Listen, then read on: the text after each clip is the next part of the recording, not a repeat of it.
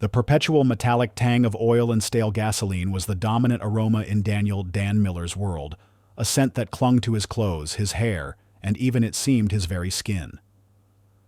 His garage, squeezed into a forgotten corner of the city, was less a commercial establishment and more a living organism sprawling with the detritus of 1,000 repairs. Tools worn smooth by countless hands lay scattered across battered workbenches next to perpetually greasy rags. Half-disassembled engines sat like mechanical cadavers waiting for resuscitation. The air hummed with the ghosts of past repairs and the quiet desperation of a business teetering on the edge. Dan, a single father, navigated this chaotic realm with the weary precision of a man perpetually on the brink. His life was a ceaseless grind, intricate, often frustrating repairs on beat-up family sedans, and the relentless yet profoundly rewarding rhythm of caring for his bright, imaginative 7-year-old son, Leo. Every morning before the city fully woke, Dan was already up.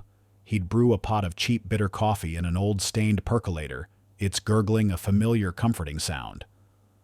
Then with practiced ease, he'd whip up breakfast for Leo, usually instant oatmeal or cold cereal, sometimes on a good day.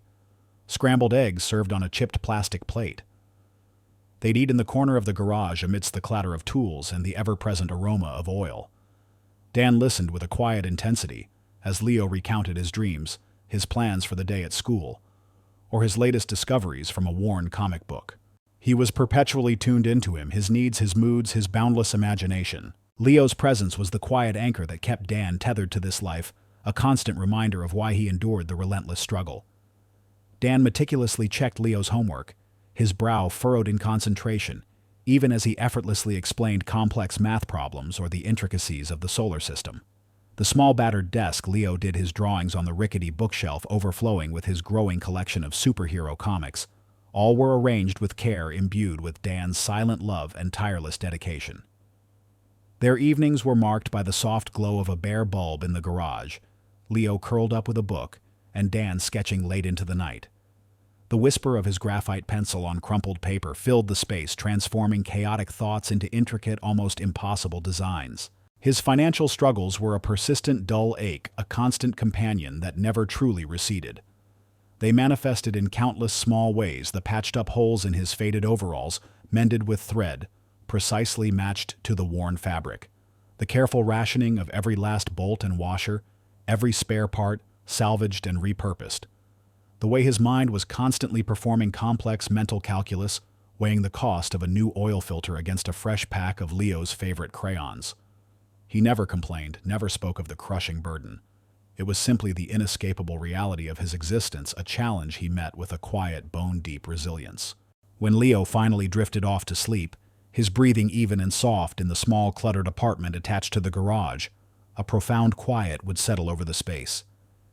This was often the loneliest part of Dan's day, the silence punctuated only by the drip of an old oil drum, and the occasional creak of the aging building would amplify the solitude. He'd sit at his workbench, the aroma of oil and dust his only companions in sketch. Not just current repairs, but the ambitious, almost impossible engineering dreams that flickered in his mind, a revolutionary new engine component, a self-diagnosing automotive system, a vehicle that could adapt to any terrain. These sketches, detailed and intricate, hinted at a mind that saw the world in a fundamentally different way, a world of elegant mechanical solutions hidden beneath layers of conventional thinking. Interspersed with these mundane details, there were subtle, fleeting glimpses of Dan's extraordinary mechanical intuition and an unconventional past he rarely, if ever, acknowledged. Sometimes, while waiting for paint to dry on a client's fender, he'd absent-mindedly pick up a scrap of cardboard, and with a grease pencil sketch, a complex, three-dimensional rendering of an engine block, complete with imagined airflow dynamics. He possessed an uncanny ability to diagnose complex electrical faults by merely listening to a subtle, almost imperceptible hum in a vehicle's wiring, or by running his hand over a cold engine block, feeling for an unseen vibration. These were not the skills of a mere mechanic. They were the hallmarks of a brilliant, perhaps even prodigious engineer. A peculiar faded tattoo adorned his inner forearm, partially hidden by the long-sleeved shirts he almost always wore even on warmer days. It was a stylized wrench, its teeth interlocking seamlessly with the intricate lines of a circuit board. The ink was faded, almost washed out, as if time and deliberate neglect had tried to erase it. It was a subtle nod to a brilliant but troubled past, a period of his life. He had retreated from a world of advanced automotive R&D, perhaps even specialized military vehicle repair, from which he had consciously abandoned for the quiet anonymity of grease and honest repairs. He had built this life for Leo a sanctuary from the scrutiny and expectations of a world he no longer wished to inhabit, a life defined by simplicity and the profound love for his son. One sweltering afternoon, as the oppressive humidity hung heavy in the air, Dan was test driving a repaired clunker, a sputtering minivan whose transmission he'd painstakingly rebuilt. He needed to get it back to its owner, a single mother on a tight budget, by sundown. Every minute counted. As he navigated the chaotic city streets, the traffic thick and impatient, he saw it. It was a minor traffic accident, but one with potentially dangerous consequences. An elderly woman, her face pale with fright, stood beside her antique mint-condition sedan, which had sputtered to a halt in the middle of a busy intersection. Cars swerved around her, horns blared, and drivers cursed. The old car, a beloved classic, was dead. Its tires locked, creating a dangerous bottleneck in the flow of traffic. Despite his urgent need to finish his work for a paying client and his already tight schedule, Dan didn't hesitate. His inherent compassion, a deep-seated part of his nature, immediately took over. He knew he was already behind, and every lost minute translated into lost income. But the woman's distress, the imminent danger, superseded everything. He pulled his minivan over to the side of the road, the clunker shuddering to a halt. He calmly approached the intersection, his presence, though unassuming, radiating an unexpected authority. He began to direct traffic, his gestures clear and firm, his voice cutting through the din. Drivers, initially annoyed, responded to his quiet confidence, slowly bringing the chaos under control. Once the immediate danger was alleviated, he turned his attention to the car. He knelt beside the sputtering engine, listening intently. Then he opened his trunk, pulling out a handful of common tools: a wrench, a screwdriver, a pair of pliers. He quickly diagnosed the issue: a seized starter motor, a common ailment for older vehicles. It was a simple fix, but one that required precise knowledge and improvisation. He didn't have a replacement part, so Dan did what he did best: he improvised. Using his profound understanding of mechanics, his hands working with practiced grace, he bypassed the seized starter motor with a makeshift connection, a temporary workaround that would allow the engine to turn over. It was a brilliant, unconventional solution, one that would make any conventional mechanic shake their head in disbelief. With a grunt, he told the woman to try the key again. The old engine coughed, sputtered, and then gloriously roared to life. The elderly woman, tears of relief streaming down her face, grasped his hand. "Oh, bless you, young man. How can I ever repay you?" she stammered, fumbling in her purse for money. Dan simply smiled, a rare, genuine smile that softened the weary lines around his eyes. "No need, ma'am. Just glad to help." He refused any payment, his compassion outweighing his desperate need for funds. This act, small in the grand scheme of things but profound in its implication, clearly demonstrated Dan's deep compassion, his unwavering resourcefulness, and his fundamental goodness. It was the kind of selfless act that automatically garnered deep empathy, ensuring that anyone reading his story would unequivocally root for him. As he watched the elderly woman drive away, a faint sense of satisfaction warmed him. He turned back to his minivan, the setting sun casting long shadows across the busy street. His mind, however, was already back on the hand-drawn schematics tacked to his pegboard, the scent of oil and the constant quiet hum of a life he had built with his own two hands. A life that was about to be irrevocably altered by a chance encounter and a monumental challenge. The news hit the city's automotive elite like a phantom tremor, a low, unsettling hum that vibrated through showrooms and service centers. Elite Auto Emporium, located on the city's impossibly affluent west side, was in crisis. Not a visible crisis like a fire or a collapse, but a far more insidious one. A mysterious, undiagnosable defect had rendered 47 of their most valuable luxury cars, Lamborghinis, Ferraris, Rolls-Royces, each a masterpiece of engineering and opulence, completely inoperable. These weren't just cars. They were statements of wealth, symbols of power. Collectively worth over $34 million, they sat inert in the pristine, brightly lit showroom, and the sterile climate-controlled service bay, their advanced systems baffling even the factory-trained certified technicians flown in from Stuttgart Maranello and crew. The issue wasn't an obvious mechanical failure, no broken pistons or snapped timing belts. It was an intermittent, subtle electronic ghost in the machine, a digital malady that only manifested under specific complex conditions, a certain combination of speed and humidity, a particular frequency of ambient radio waves, or a precise sequence of driver inputs. Diagnostic systems designed to pinpoint every conceivable fault simply blinked back. No error found, compounding the frustration and the sense of helplessness. At the epicenter of this financial and reputational maelstrom was Victoria Sterling, the sharp, ambitious, and notoriously ruthless CEO of Elite Auto Emporium. Impeccably dressed, her dark hair always pulled into a severe, elegant bob. Victoria radiated an aura of controlled power and unwavering determination. She moved with the predatory grace of a panther, every gesture precise, every word calculated. But beneath the polished veneer, she was under immense crushing pressure. Her company's reputation, meticulously built over decades, was crumbling. Her personal fortune, inextricably linked to the success of Elite Auto, hung precariously in the balance. She had already sunk millions into futile repairs flown in every conceivable expert, and endured endless, useless consultations.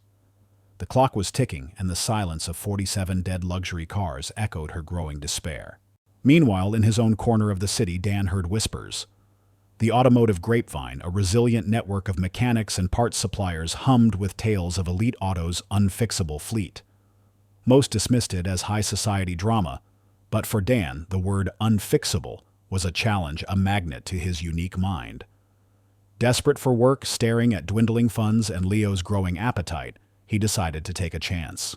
He spent hours polishing his worn overalls, scrubbing the grease from under his fingernails. Leo, sensing the unusual gravity of the moment, sat patiently at his side on the dilapidated bus that rattled across town from the working-class grid of their neighborhood to the gleaming, manicured lawns of the West Side. The opulence of the Elite Auto Emporium showroom, a temple of chrome and glass, was a stark contrast to Dan's humble garage. Lamborghinis, even broken ones, looked like alien spacecraft next to his battered minivan. He waited for hours, clutching a worn folder containing a few handwritten testimonials from satisfied clients and some of his more audacious, successful repair notes. He watched as Victoria Sterling swept through the showroom, a whirlwind of designer fabric and impatience. She moved with purpose, her voice, when she spoke, sharp and decisive, a staccato rhythm against the hushed reverence of the luxury space. Finally, Dan, gathering every ounce of his quiet courage, managed to corner her. He approached her as she paused by a gleaming silver Rolls-Royce, her brow furrowed in frustration. "Ms. Sterling," he began, his voice raspy from nerves and years of breathing engine fumes. "My name is Dan Miller. I'm an independent mechanic." Victoria turned, her eyes the color of cold steel sweeping over him. She took in his grease-stained overalls, the subtle tremor in his hand, clutching the folder, the stark contrast to her pristine high-tech operation. A faint, almost imperceptible smile, one that didn't reach her eyes, touched her lips. It was a smile of pure, dismissive amusement. "Yes, Mr. Miller." Her voice was polite, almost artificially so, but every word was laced with condescension, a dismissive arrogance that cut deeper than any insult. "Can I help you?" Dan held out his folder. "I heard about your situation, the Unfixable cars. I believe I might be able to help. I have a knack for diagnosing complex electronic faults, the kind that others miss." He tried to sound confident, but his voice wavered slightly. Victoria took the folder, her perfectly manicured fingers, holding it as if it might contaminate her. She glanced at the worn paper, then looked at him again, a clear, unmistakable laugh bubbling up in her throat. It was a soft, disdainful sound, yet it resonated like a thunderclap in the vast showroom. She quickly composed herself, covering her mouth with a delicate hand, but her eyes still sparkled with an almost cruel amusement. "My dear man," she said, her voice dripping with mock sympathy, "that is quaint. We've had 30 top engineers, factory specialists from Europe, flown in at immense cost, working around the clock. They're certified, highly decorated professionals. They have failed utterly to diagnose these vehicles. What?" She paused, letting the implication hang in the air. "What makes you think a local backyard mechanic from wherever you're from She glanced pointedly at his hands, rough and calloused, then at his humble, worn appearance. Could possibly succeed. Where they, with all their advanced equipment and training, have not? She handed the folder back, her gesture dismissive, as if she were shooing away a bothersome fly. Her internal monologue was even more biting. An absurd joke. An insult to my elite establishment. The audacity of this greasy little man thinking he could waltz in here and fix what billionaires' engineers couldn't. He's probably just looking for a quick buck or a laugh from his friends down at the dive bar. Get him out of here before he soils the carpet. Dan felt the familiar sting of dismissal, the crushing weight of unspoken class prejudice. His cheeks burned.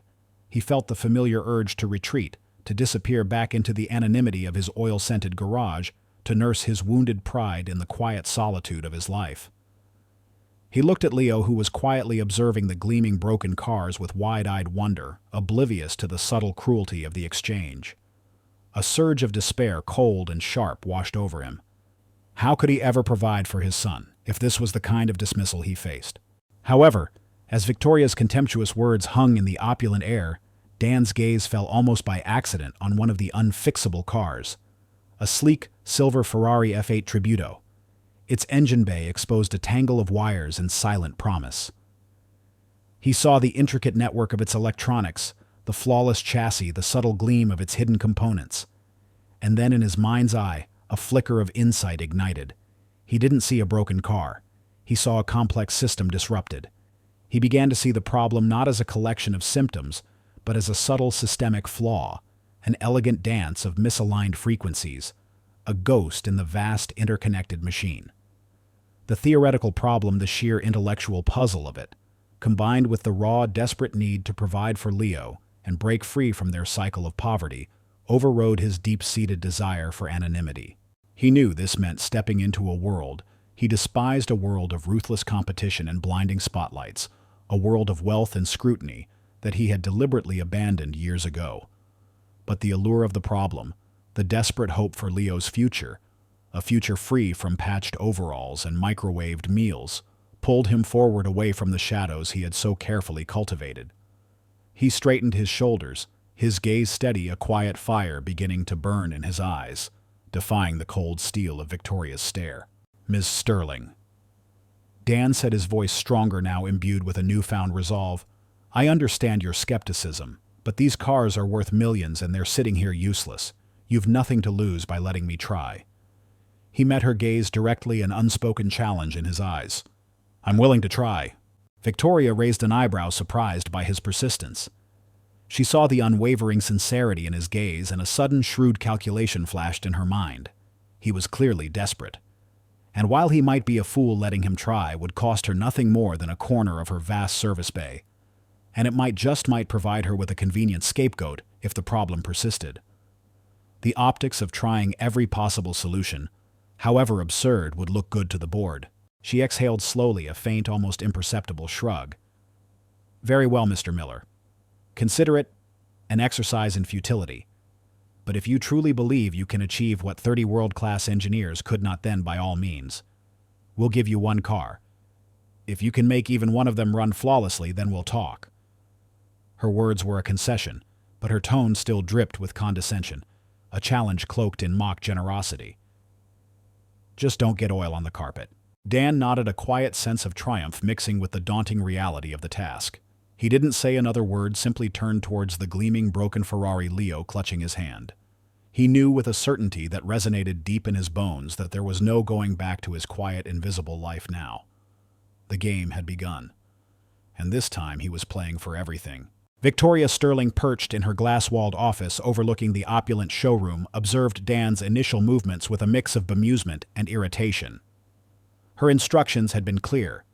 Give him access, but ensure he remained confined to a small, isolated section of the service garage far from the critical operations. His persistence was annoying, his confidence borderline delusional. Just a local eccentric, she told herself, swirling the last remnants of her espresso in a delicate porcelain cup.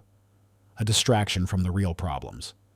He'll fail, and then I can at least say I tried everything, even the absurd. She had assigned Marcus Thorne to supervise him. Marcus, a man whose ambition vastly outstripped his talent, was Victoria's head technician. He was meticulous by the book, and secretly seethed with a deep-seated envy for anyone who possessed a natural intuitive talent that eluded him. His own independent repair shop had failed years ago, leaving him with a mountain of debt and a bitter resentment for those he perceived as effortlessly gifted. Now working for Elite Auto Emporium, he found himself constantly overshadowed by the very luxury cars he was meant to command, and the even more formidable presence of Victoria. He approached Dan with a politeness that was paper-thin, barely concealing his smug skepticism. "Mr. Miller," Marcus began, his voice condescendingly smooth, "Miss Sterling has instructed me to assist you and document your progress, though I'm not sure what progress there will be."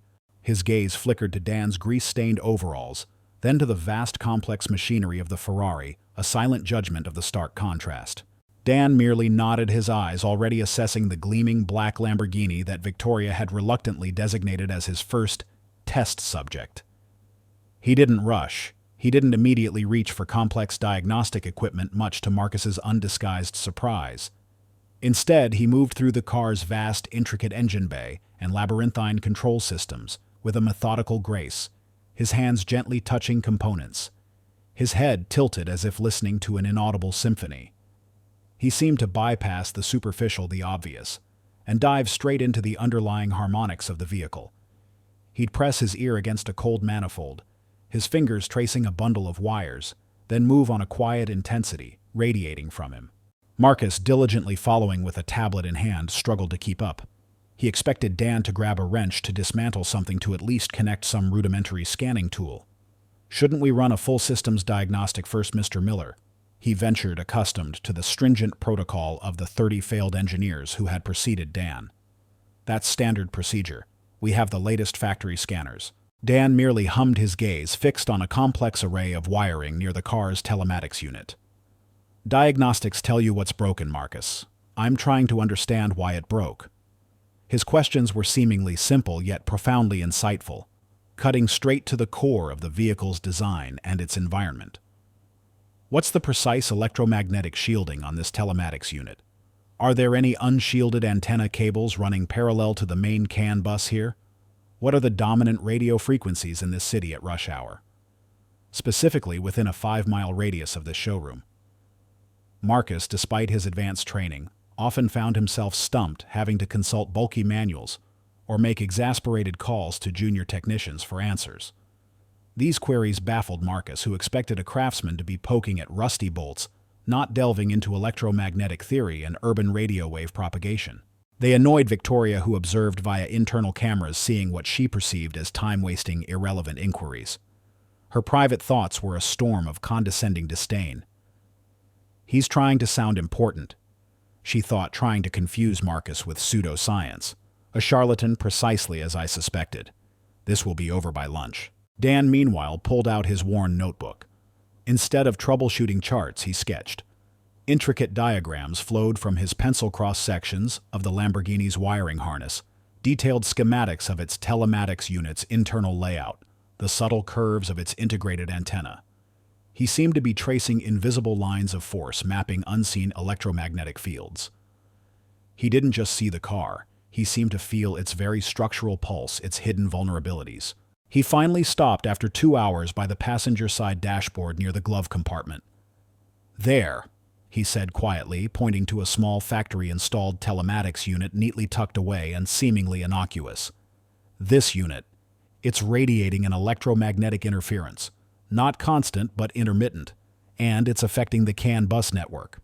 Marcus frowned, his brow furrowed in skepticism. "But how we ran every test. All components are within factory spec. No EMI reported. Because it only manifests under specific, complex environmental conditions." Dan explained, his voice patient, almost professorial. "The combination of the city's unique radio frequencies, particularly at high traffic, times the car's specific speed and RPM, and a subtle, previously undetected design flaw in the unit's internal shielding and the routing of its antenna cable. It causes an infinitesimal intermittent surge of EMI, a ripple through the vehicle's sensitive CAN bus network that subtly corrupts sensor data and creates intermittent cascading electronic failures. It's a ghost in the machine, Marcus. Not a broken part, but a disrupted signal." He didn't boast. didn't grandstand.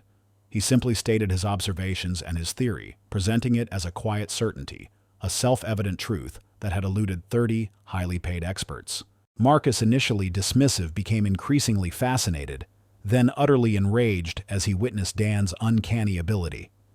He stood there, tablet forgotten, listening intently as Dan with startling clarity explained the complex mechanics behind his theory. He saw the precision in Dan's diagnostic methods, the depth of his understanding that surpassed even his own factory training, surpassing the knowledge of the experts who had taken their hefty fees and left Elite Auto in the lurch. Marcus's internal monologue began to seethe with bitter resentment. This greasy nobody. He can't be right. I spent years studying, years climbing the ladder. He just knows. It's not fair. He started making detailed notes, not of failures, but of Dan's brilliant insights, the intricate diagrams he was sketching, the unconventional but profoundly accurate questions he was asking. Marcus's plan shifted. He would use this information, twist it, claim credit for himself. He subtly introduced further minor sabotage to Dan's efforts, hoping to delay Dan or make him appear incompetent. He misplaced a specialized tool Dan needed, then accidentally swapped a properly working relay with a subtly faulty one in the test car, hoping to cause an intermittent error that Dan would miss, thereby discrediting his diagnosis. Victoria, observing via surveillance feeds, was initially dismissive. Her private thoughts swirled with condescending disdain. He's making it up. A ridiculous theory about invisible electromagnetic waves. He's trying to impress Marcus, spin some elaborate tale to justify his uselessness. She reviewed the past engineers' reports, the millions spent on high-tech diagnostic scans. Impossible, she thought they would have found it. This man is a charlatan, precisely as I suspected. She ordered Marcus to double-check Dan's theory, expecting him to return with a definitive debunking, a triumphant confirmation of Dan's foolishness. However, as Marcus's subsequent, more focused scans and readings, guided by Dan's precise instructions, began to yield data that, while still subtle, logically explained the impossible readings her own engineers had collected, but couldn't interpret, a flicker of uneasy recognition began to prick at her arrogance. The anomalous sensor spikes, the intermittent engine sputtering, the unexplained micro-vibrations. Suddenly they made terrifying sense through the lens of Dan's electromagnetic interference theory. She saw the data, the raw, undeniable numbers starting to align with Dan's seemingly outlandish claims. She refused to admit it, even to herself. Her pride, her corporate identity, was too deeply intertwined with the infallibility of her company's elite engineering team. To admit this, local craftsman was right, meant admitting her entire elite team, and by extension she herself, had been catastrophically wrong. The implications, both financial and personal, were immense. She felt a cold knot of dread begin to form in her stomach, a fear she had not experienced in years. The quiet mechanic was proving to be far more dangerous to her carefully constructed world than she had ever imagined. Dan's initial diagnosis of the subtle electromagnetic interference (EMI) and its cascading effects on the Lamborghini should have been met with immediate action, perhaps even cautious optimism. Instead, it was met with a wall of corporate inertia and entrenched pride. Victoria Sterling, despite the increasingly compelling data Marcus Thorne was now reluctantly and secretly resentfully providing, refused to publicly acknowledge the fault. The idea that her company's elite engineers had overlooked such a fundamental flaw in their flagship luxury vehicles, a flaw now exposed by an unassuming local craftsman with no formal credentials, was an anathema. It would be a catastrophic blow to Elite Auto Emporium's reputation, a concession she was not prepared to make, not yet. The pressure mounted with terrifying speed. Elite Auto Emporium faced a looming, highly publicized public auction of the Unfixable cars in just 5 days. This auction, meant to offload the dead assets at drastically reduced prices, was a desperate last resort, a public acknowledgement of failure that would not only cost Victoria millions, but severely damage her meticulously crafted reputation. For Victoria, it meant personal and professional ruin. A public downfall she had ruthlessly avoided her entire career. The very act of holding the auction was a desperate attempt to cut her losses and create a facade of moving forward, but it was also a stark admission of defeat. The metaphorical arena for Dan's ultimate test became the vast, sterile service garage itself. It transformed into a public stage where his unconventional methods were scrutinized, his every move watched, and his lack of pedigree openly mocked by Victoria's corporate loyalists and the remaining technicians. He was given only minimal resources, a fraction of what he truly needed, and a skeleton crew of disgruntled skeptical company men. They were ordered to assist him, but their true directive was to observe his every failure to report back any misstep. The air in the garage was thick with doubt, resentment, and the quiet hum of unspoken sabotage. Simultaneously, Marcus Thorne, consumed by envy, stepped up his insidious campaign. He didn't just continue with petty acts of interference like misplacing tools or accidentally supplying incorrect wiring diagrams. He began to plant fabricated evidence, mislabeled parts, seemingly left by Dan-tampered diagnostic reports that subtly shifted blame onto Dan's methods. Even anonymous damaging reviews, left on online mechanic forums, disparaging Dan's past work. Marcus carefully orchestrated these acts designed to frame Dan for further damage or incompetence, hoping to get him removed permanently before he could truly succeed. He believed that if Dan fixed the cars, his own career would be overshadowed by this backyard mechanic. Worst of all, these insidious actions led to a new terrifying threat. Anonymous tips carefully crafted with cruel precision by Marcus, and perhaps others within Elite Auto who feared Dan's success, began to reach social services. They started to discreetly question Dan's unstable living and work situation. A seemingly polite but probing phone call, a casual visit from a caseworker asking about Leo's welfare, his education, the cleanliness of the garage apartment, the safety of his surroundings. Innocent on the surface, but deeply alarming to Dan. The implicit threat of losing Leo, the one constant, the one pure joy and anchor in his life, hung heavy in the air, a chilling shadow that magnified every other pressure. Dan was caught between proving his technical genius on a world stage and protecting his son from a slanderous campaign that threatened to tear their small family apart. The stakes were no longer just about fixing luxury cars. They were about Leo's future, his very right to be a father. Dan found himself increasingly isolated. Victoria's engineers and technicians, many of whom had been present for the initial fruitless attempts to diagnose the cars, viewed him with open disdain and simmering resentment.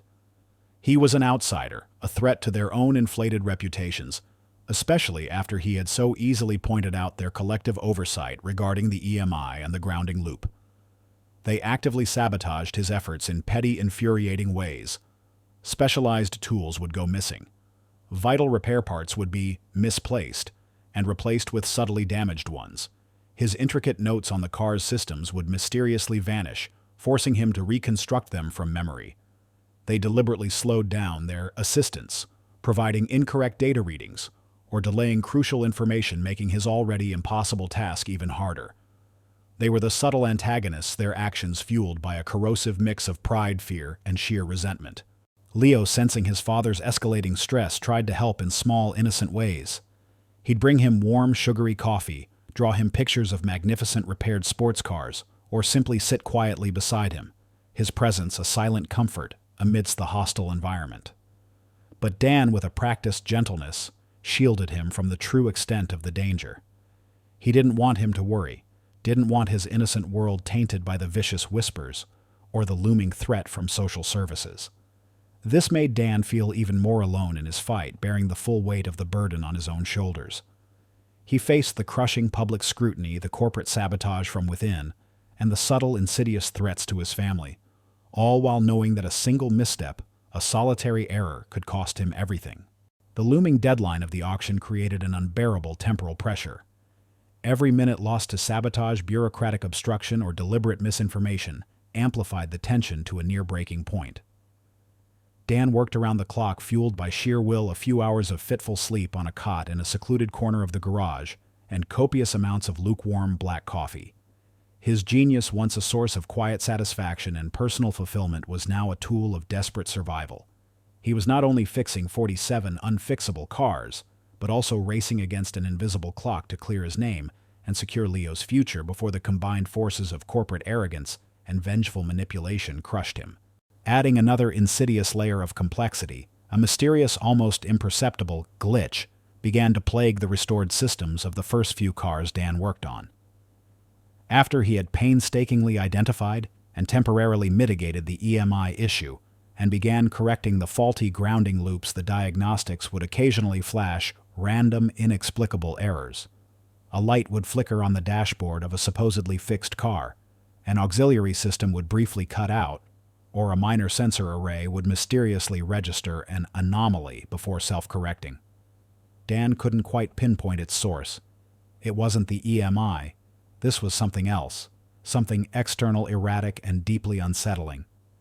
He suspected foul play, a subtle, ongoing sabotage designed to ensure his ultimate failure to make the cars appear fundamentally flawed, even if he fixed their most obvious issues. He began to work even more meticulously, anticipating not just the car's inherent flaws, but the deliberate interference from both inside and outside the company. The constant threat to Leo, the subtle questioning from social services gnawed at him, fueling a primal protective fury. He had to succeed. For Leo, for his quiet life, for the peace he had so desperately sought. The auction wasn't just a test of a mechanic. It was a crucible for Daniel Miller, a battle for his very existence. He was hanging by a single hair, and the snap would either send him plummeting into ruin or propel him towards an unimaginable vindication. The morning of the auction dawned with an unnerving, almost theatrical calm. The city sky, usually a haze of exhaust and distant hum, was unusually clear, promising a hot and humid day. The elite Auto Emporium showroom, a temple to automotive perfection, was polished to a blinding sheen, its glass walls reflecting the harsh morning light. For the assembled crowd, it was a spectacle of impending financial bloodbath. For Dan, it was a powder keg, its carefully concealed flaws, and the insidious threat of unseen sabotage lurking beneath its perfect exterior. The vast, opulent showroom was packed to capacity. Skeptical investors, rival dealership owners, and a throng of local and international media had gathered their faces, a mix of morbid curiosity and anticipation. Microphones bristled like metallic reeds in a digital swamp, and cameras flashed relentlessly, their lenses hungry for either Victoria Sterling's public capitulation or perhaps a miracle. Victoria, though outwardly composed and regal in a sharp, tailored navy suit, was a bundle of raw nerves. Every practiced smile, every confident gesture cost her immense internal effort. This was her moment of truth, the culmination of years of relentless ambition, hanging precariously on the performance of 47 unfixable vehicles and the quiet man who stood beside them. Far away in a stark, dimly lit room, Julian Croft, a notorious figure in the automotive world and a former rival CEO now serving a prison sentence for corporate espionage, sat hunched over a flickering contraband tablet. He had managed to arrange for a live video feed to be streamed directly to his illicit device, an essential luxury for someone whose life revolved around observing the downfall of others.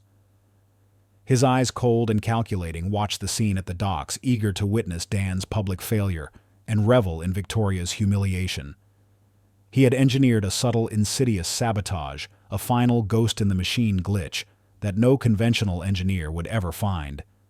He knew it was there, waiting to strike at the most opportune moment. Liam, a junior technician who had quietly become Dan's confidant, stood near the edge of the assembled crowd, his face a mask of hope and anxiety.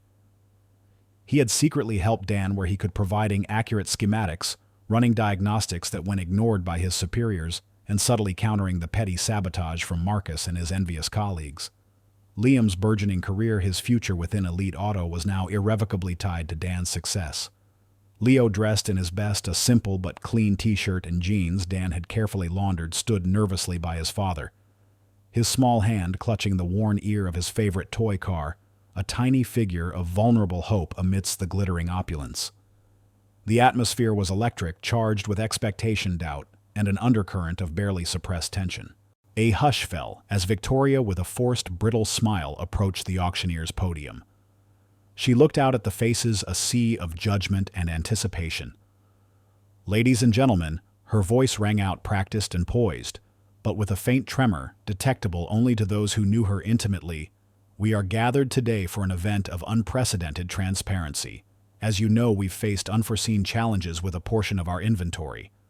However," she paused, her eyes darting to Dan, who stood a few feet away, a silent sentinel, "we are confident that the issues have now been addressed.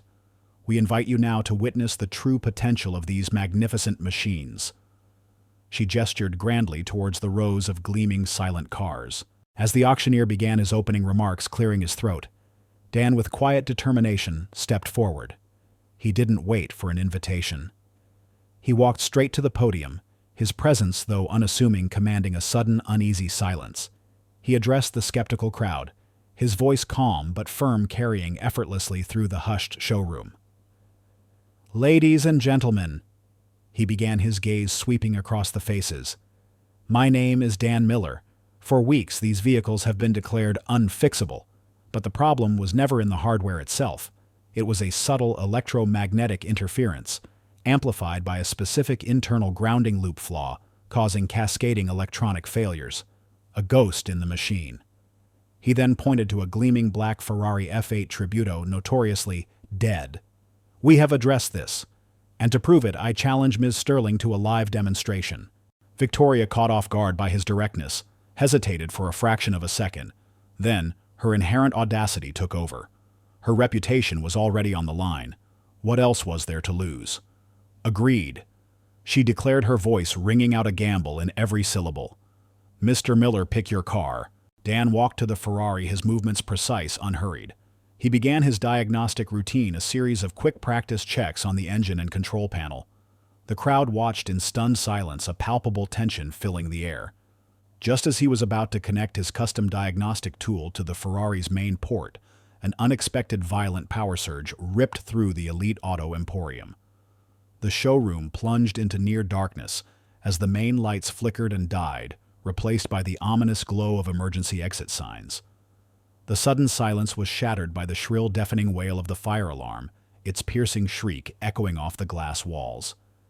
It was the ultimate chaotic moment, a truly breathless moment where every shred of hope seemed to vanish. Marcus Thorne, watching from the sidelines, allowed a slow, triumphant smirk to spread across his face, convinced he had won. This was his final desperate act of sabotage, a carefully orchestrated overload of the showroom's auxiliary power grid designed to short-circuit Dan's equipment, create widespread panic, and definitively discredit him. Victoria gasped, her hand flying to her mouth, her face paling to an ashen white.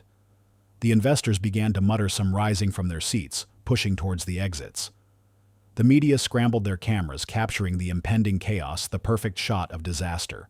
Dan, however, reacted with the instinct of a seasoned combatant, a man accustomed to crisis. He didn't panic. In the flickering emergency lights, his mind, preternaturally calm, processed the event. He recognized the signature. This wasn't a random power outage.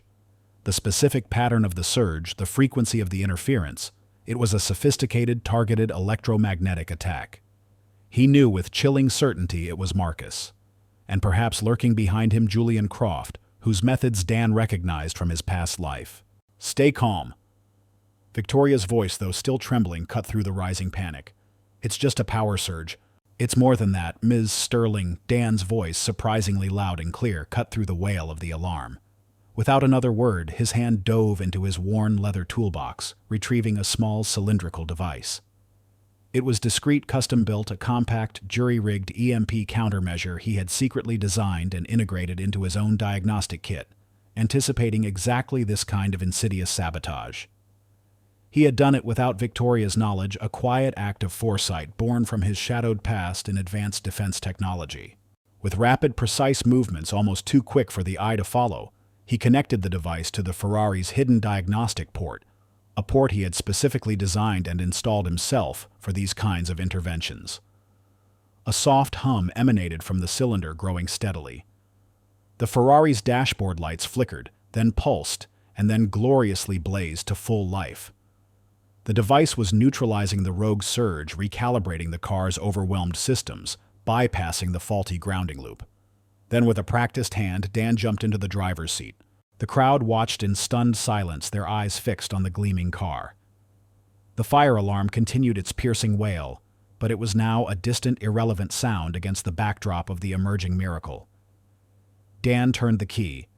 The Ferrari's engine roared to life, a deep, throaty growl that filled the cavernous showroom, its previously dead dashboard lights blazing like a Christmas tree. Dan then expertly navigated the Ferrari through a series of complex maneuvers in the limited space, demonstrating its full functionality, showcasing its perfectly restored electronics and responsiveness. He quickly repeated this process for several other unfixable cars, each roaring to life on command, their electronic ghosts banished by the touch of his capable hands. He moved with an almost supernatural speed, a blur of motion connecting his device, turning the key, and bringing each high-performance engine to life with a satisfying growl. A collective shuddering sigh of relief swept across the deck, quickly followed by stunned silence. The investors, the executives, the media, all stood utterly motionless, their mouths agape. Victoria Sterling, her face initially pale with terror, then a mask of profound shock, watched Dan. She saw the brilliance in his eyes, the raw, untamed talent in his precise movements, the audacious courage that had saved them all. Her arrogant disdain melted away, replaced by profound awe and a dawning, humbling realization of her colossal misjudgment. He wasn't just a mechanic, he was a master. He was a genius. She turned to Marcus Thorne, who now stood utterly dumbfounded, staring at the perfectly operational cars, his face a grotesque mask of shock and dawning horror. Her voice, though still trembling slightly, was firm, clear, and projected for everyone to hear. 30 engineers failed. He solved it. He saved us. She then, in a public humbling display that shocked her own staff and captivated the media, stepped forward directly to the flashing cameras, her gaze sweeping over the assembled crowd. "Ladies and gentlemen," she announced, her voice gaining strength, echoing through the now quieter showroom. "Mr. Daniel Miller is not just a mechanic. He is a visionary. He exposed a fundamental flaw we missed, a flaw that cost us millions.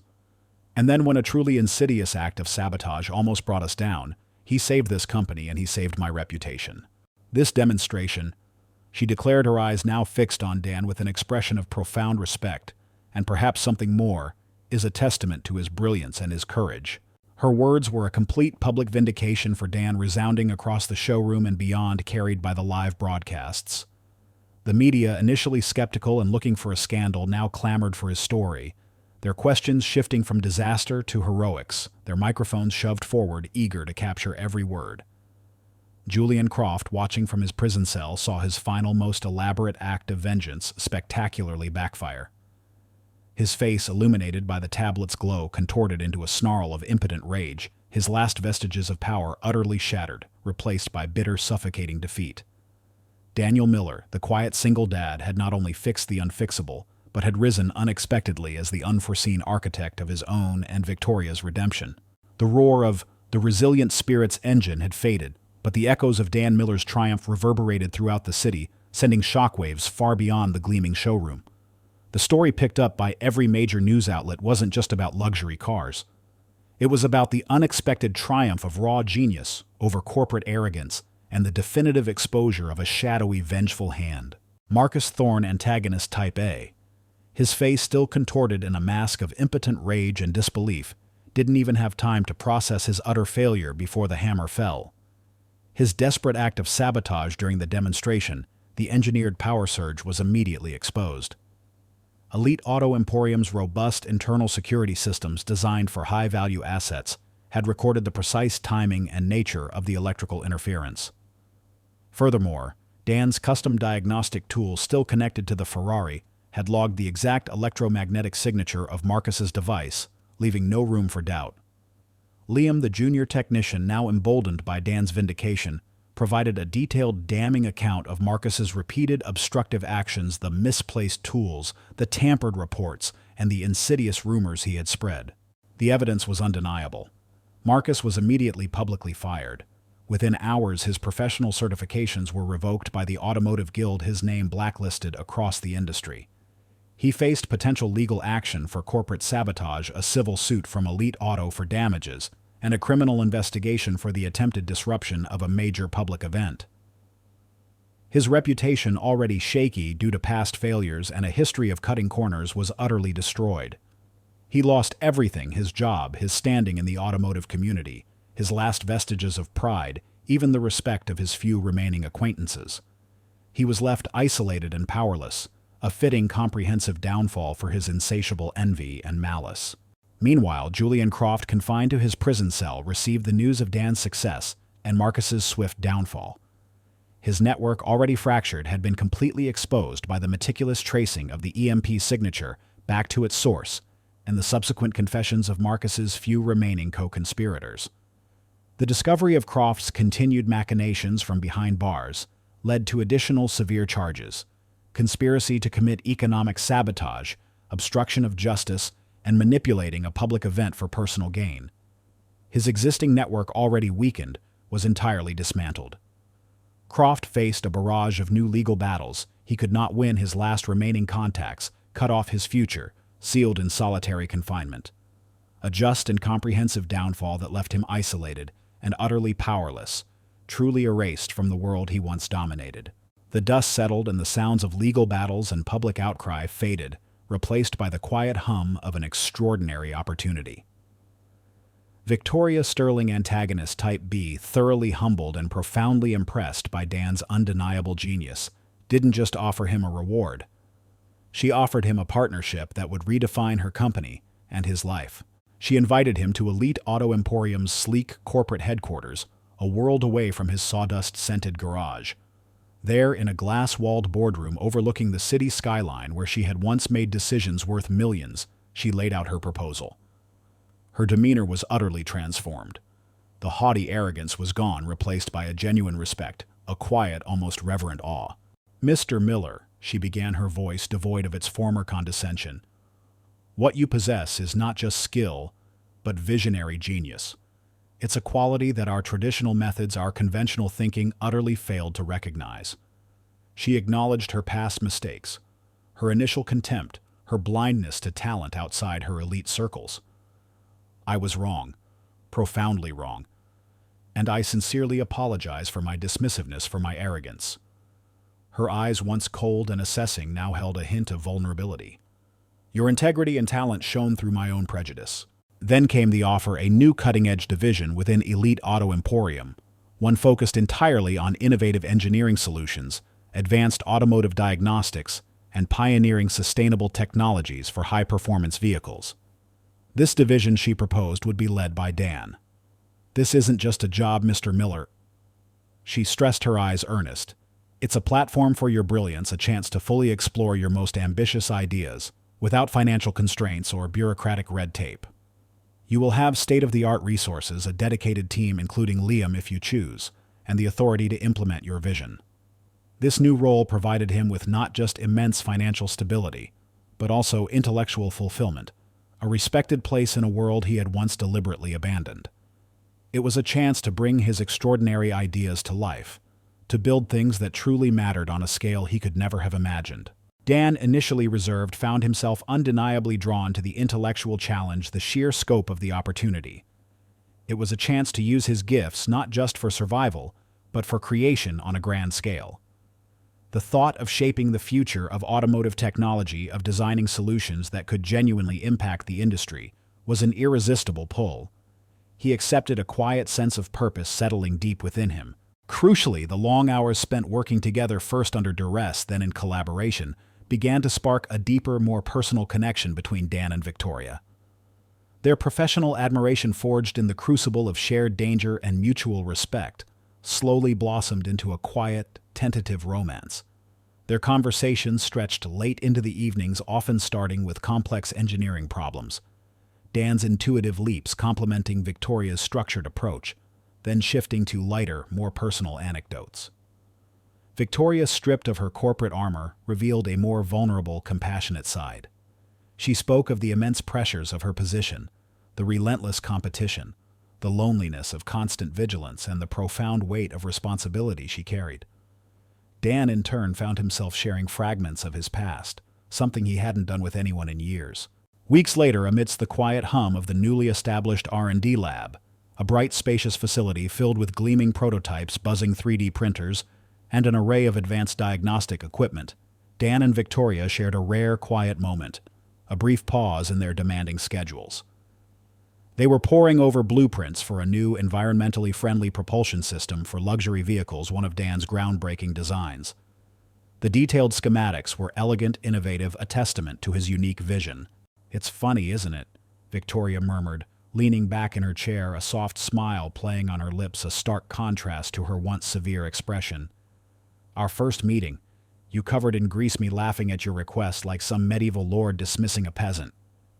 I truly thought you were some kind of local curiosity, a madman with delusions of grandeur. She shook her head, a genuine laugh, warm and melodious, escaping her.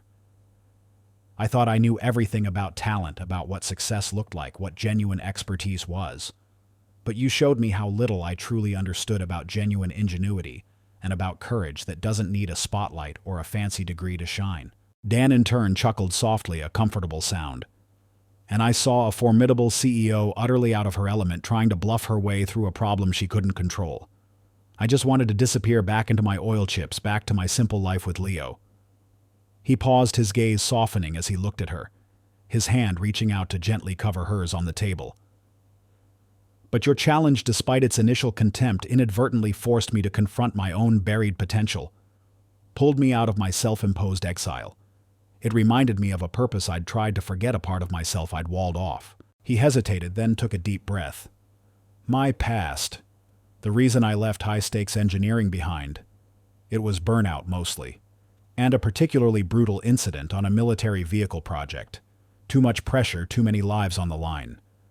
I was designing advanced stealth systems for armored transports. There was a critical flaw in the algorithm I developed for the new sensor suite, a tiny oversight that in a split-second combat scenario led to a misidentification. It resulted in devastating consequences. Lives were lost. I couldn't bear to face it, couldn't bear the thought of that kind of responsibility again. I just ran from it. I just wanted to build things I could touch, control, where the only consequence was a crooked car door or a sputtering engine, not human lives. He gestured to the faded wrench and circuit board tattoo on his inner forearm. This was the emblem of that unit, a specialized R&D branch focused on rapid, improvised solutions for critical defense scenarios. I used to be proud of it, but after that one failure, I just ran and built a simple life for Leo, away from all that pressure. Victoria listened, her expression compassionate, her grip on his hand tightening gently. You ran to protect Leo, she said softly, understanding dawning fully in her eyes.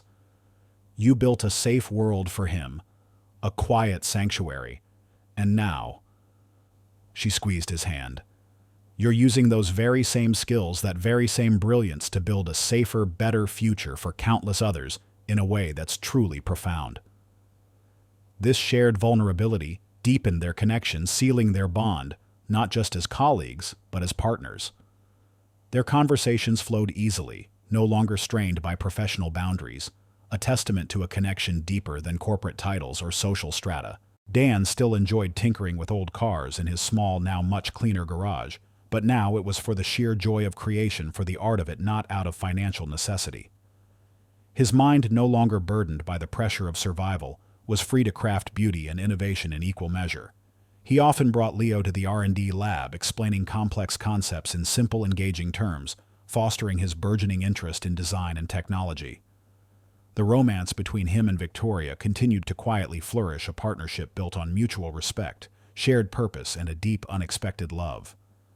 The quiet dignity of a single father had found its extraordinary counterpart, and together they were poised to build something truly remarkable, not just for themselves, but for the world.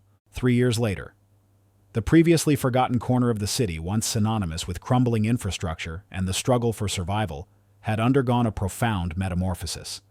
It pulsed with a vibrant, undeniable energy, a living testament to transformation, a thriving ecosystem of innovation and community. The old cramped garage that once housed Dan's workshop now stood as the gleaming, glass-fronted entrance to the Miller Sterling Automotive Innovation Center, a testament to collaborative vision, a shining beacon of what dedication and ingenuity could build. The air, once heavy with the scent of stagnant water and unspoken struggles, now carried the cheerful cacophony of progress, the precise whir of advanced machinery, the laughter of children playing in a newly built community park, and the distant rhythmic clang of a thriving, modernized automotive manufacturing facility. Leo, now 10, was a brilliant and confident young boy. The community school, a state-of-the-art facility built on what was once a derelict, crime-ridden lot, hummed with activity.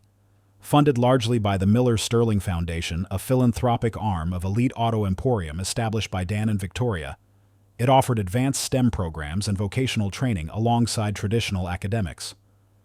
Leo walked to school each morning with a gaggle of friends, his laughter bright and unburdened, his mind alight with new discoveries in advanced robotics and sustainable design. He was a confident, curious child, untouched by the shadows that had once threatened their peace, a future brimming with possibility stretching out before him. He often interned at the Innovation Center, his own burgeoning interest in engineering sparked by his father and Victoria, his insights already surprising the seasoned professionals who found his youthful curiosity a refreshing challenge. Dan Miller was no longer just a single dad struggling to make ends meet. He was a respected figure, a pillar of his revitalized community, and an invaluable asset to Elite Auto Emporium. His office, a spacious, light-filled space within the Miller Sterling Automotive Innovation Center, was a hub of activity. As the head of Elite Auto's new advanced engineering division, he oversaw groundbreaking projects from sustainable propulsion systems for ultra-luxury vehicles to intelligent AI-driven maritime navigation for high-performance yachts. His quiet dignity and unwavering strength guided every decision, ensuring that every new development honored the history and spirit of the existing residents. His integrity, a powerful counterpoint to the ruthless greed and arrogance he had once encountered. He was no longer just managing construction. He was building a legacy, one of opportunity, technological advancement, and profound empowerment. His almost illegible tattoo, once a hidden mark of a buried past, was now a visible emblem, a testament to his journey. He often wore short-sleeved shirts in the warmer months, and the tattoo, a discrete geometric symbol of a wrench intertwined with a circuit board, was clearly visible on his inner forearm. It was the symbol of an elite clandestine humanitarian task force. He had once been a part of a unit dedicated to quiet, high-stakes interventions in global crises, often involving the rapid deployment and repair of specialized vehicles in disaster zones. He now openly acknowledged this past not with bravado, but with a calm acceptance, using his experiences to fuel his present purpose. He often lectured at prestigious universities and international conferences, sharing his unique insights on urban resilience, sustainable engineering, and community empowerment.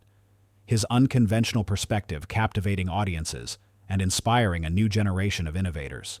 He spoke of how the most profound problems often required the most unconventional solutions, and how true resilience came from within a community, not from external forces or top-down mandates. Beyond his professional role, Dan had poured his heart into giving back to the community that had, in its own way, once shielded him. He established a thriving nonprofit foundation, largely funded by Victoria, through Elite Auto Emporium, and bolstered by numerous corporate and private donations called the Gear and Circuit Academy. Its mission was simple yet profound: to provide job training and educational opportunities for at-risk youth from underserved communities, focusing on practical skills, ethical innovation, and real-world problem-solving within the automotive and engineering fields. He personally mentored young men and women, sharing not just technical skills, but more importantly, imparting lessons in self-reliance, integrity, and the quiet power of making a difference, even when no one was watching. He held workshops in the newly built community center, teaching everything from basic automotive repair to advanced diagnostics, from sustainable vehicle design to entrepreneurship. His own experiences served as a powerful testament to the transformative power of a second chance, a life built on purpose. Marcus Thorne, the former head technician, now out of prison and deeply committed to his own redemption, after a period of intense reflection and personal growth, became one of the Foundation's most dedicated volunteers, working directly with the youth. His own story, a powerful cautionary tale and a beacon of hope for those seeking to turn their lives around. The story culminates on a warm, late afternoon sunlight bathing the revitalized coastal town in a golden glow. Dan, Victoria, and Leo stood together on the deck of a newly unveiled, groundbreaking concept car, the Spirit of Tomorrow. It wasn't just a vehicle. It was a fusion of luxury, cutting-edge, sustainable technology and groundbreaking engineering, a project entirely conceptualized and brought to life by Dan's division. Its chassis was made from recycled ultra-lightweight composites. Its propulsion system ran on clean hydrogen fuel cells, and its internal systems were fully self-sufficient, a marvel of environmental responsibility and innovative design, capable of operating for months without needing external energy input. As the Spirit of Tomorrow gleamed under the soft late-afternoon sun, its sleek, almost futuristic lines reflecting the tranquil waters of the bay. Dan put an arm around Leo, then interlaced his fingers with Victoria's. He looked at Leo now, a bright-eyed, confident young boy standing tall beside him. Then at Victoria, his heart full with a quiet, profound contentment. The once bad neighborhood was now a testament to enduring transformation, a beacon of what could be achieved when unseen heroes stepped forward, when kindness triumphed over greed, and when a single dad unknowingly walked into a CEO's showroom, setting in motion a chain of events that rebuilt not just a community, but countless lives. The sun dipped lower, casting long, peaceful shadows over the revitalized streets and the sparkling waters of the bay, a silent, powerful testament to the quiet strength of an unseen architect. The world was still full of challenges, but for Dan and his family, the future was an open horizon full of promise built on foundations of resilience, ingenuity, and boundless love. If this story stirred your heart, if it reminds you that courage can alter destinies and that light always finds a path, even in the deepest darkness, please leave a comment. Share this story with those who need inspiration. Like, subscribe, and hit the bell to never miss our upcoming narratives that delve into the profound human spirit and the power of unseen heroes. Thank you for joining our journey.